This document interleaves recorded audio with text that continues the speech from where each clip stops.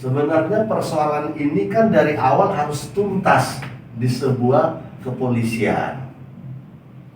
Ketika anak bapak dikabarkan membacok orang, saya kan tanya, membacok orang dalam konten karena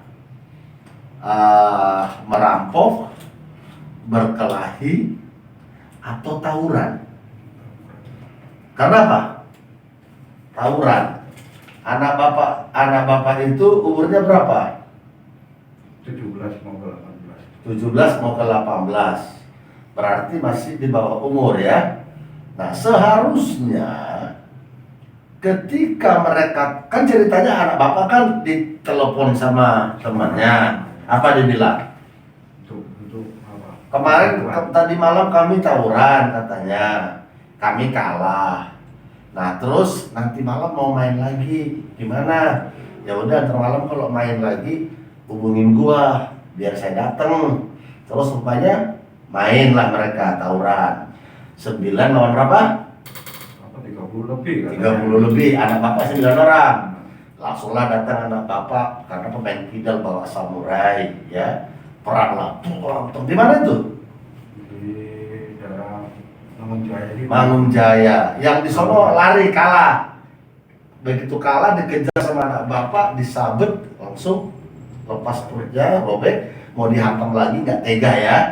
Terus lari, terus dibawa ke rumah sakit. Harusnya menyelesaikan ini harus dengan kasus umum tawuran. Babinsa datang, Binmas Pol datang, RT RW datang, Kapolsek datang, diselesaikan.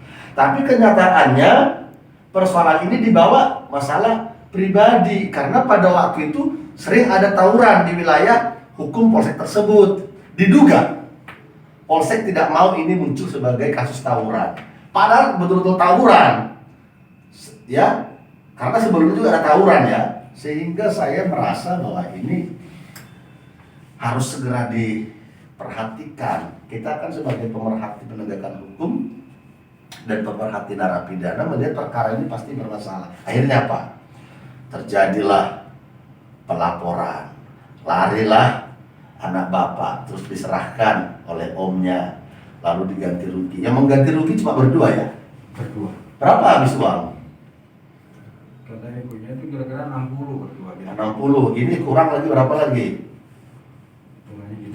27 juta lagi ya? Nah, harusnya tidak 60 juta. 60 juta itu karena korban harusnya dikumpulkan semuanya, lalu akhirnya ini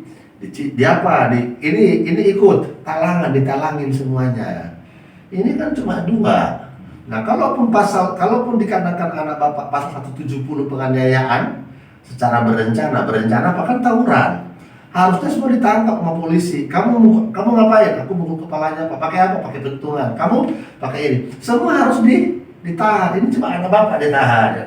Itu pun di bawah umur ya. Di bawah umur ya. 17 tahun ya. Berarti pasal diversi dibuat ya. Nah, lalu akhirnya bapak kasih uang, lalu penangguhan udah bebas karena kurang duit yang untuk pengobatan, datang dia bawa pengacara lagi. Ngancam kemarin apa? Somasi. Ini. Terus ngadu ke saya bilang bikin aja begini di SMS.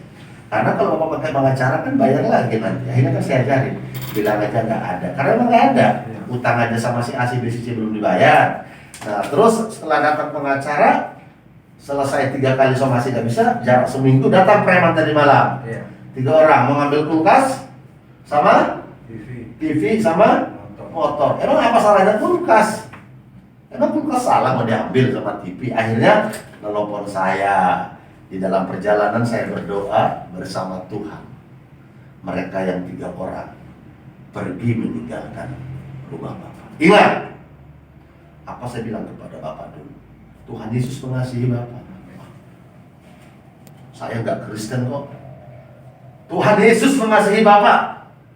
Loh, saya kan nggak Kristen Pak. Saya tidak bicara agama. Saya bicara pribadi. Isa Al-Masih mengasihi Bapak, menolong Bapak. Apa yang terjadi? Benar kan?